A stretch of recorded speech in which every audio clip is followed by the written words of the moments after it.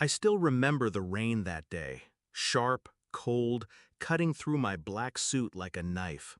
My grandfather's casket was lowered into the ground, and the family circled it with rehearsed grief.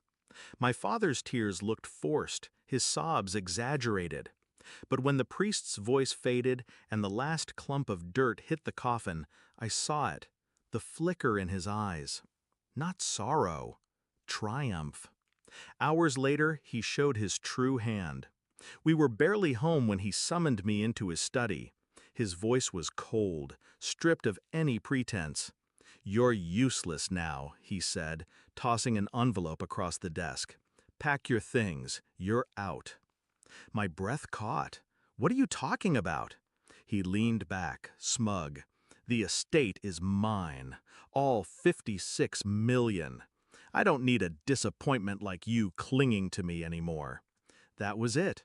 No hesitation, no second thought. The man I had spent years trying to impress, every achievement, every sacrifice, dismissed me like trash the moment money touched his hands.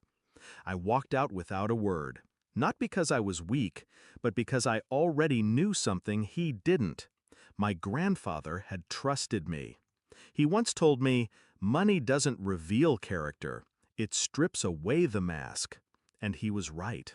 My father's mask had cracked wide open.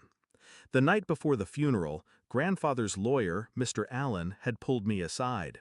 He slid me a sealed copy of the will.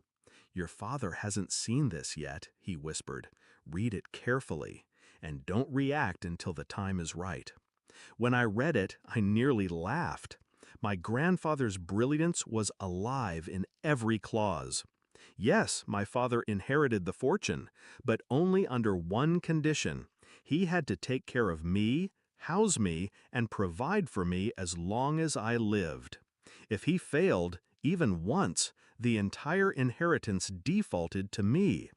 My father hadn't read past the numbers. His greed blinded him. He saw 56 million and nothing else. So when he threw me out, he signed his own death sentence. I didn't storm back into his office. I didn't beg. I played the role of the discarded child. I packed a single bag, left quietly, and let him believe he'd won. Because the sweetest revenge isn't loud, it's silent.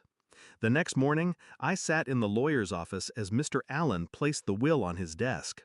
My father strutted in, grinning, bragging about how he'd finally cut the leech loose. He didn't notice the way Allen's lips curved into a restrained smile. "Mr. Reynolds," Allen said evenly, "did you even read the will?" My father frowned. "Of course I did." Allen chuckled, low and deliberate. "Then you must have skipped the condition." He slid the paper across the desk, tapping the paragraph in bold.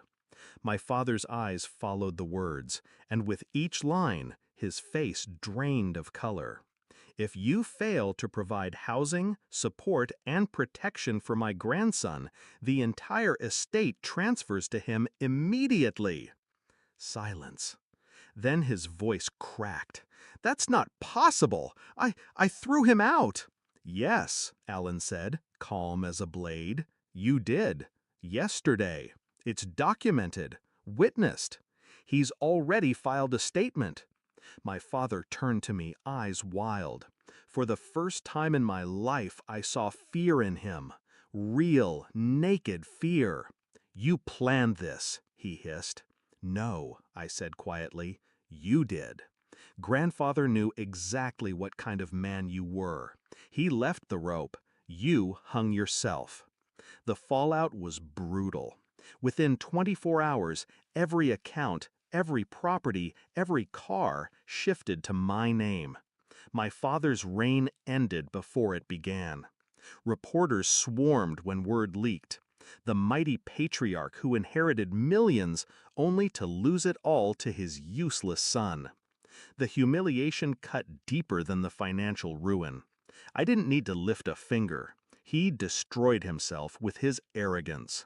Now, weeks later, I sit in my grandfather's chair, in the same study my father once lorded over me. The portraits on the wall don't mock me anymore. They remind me.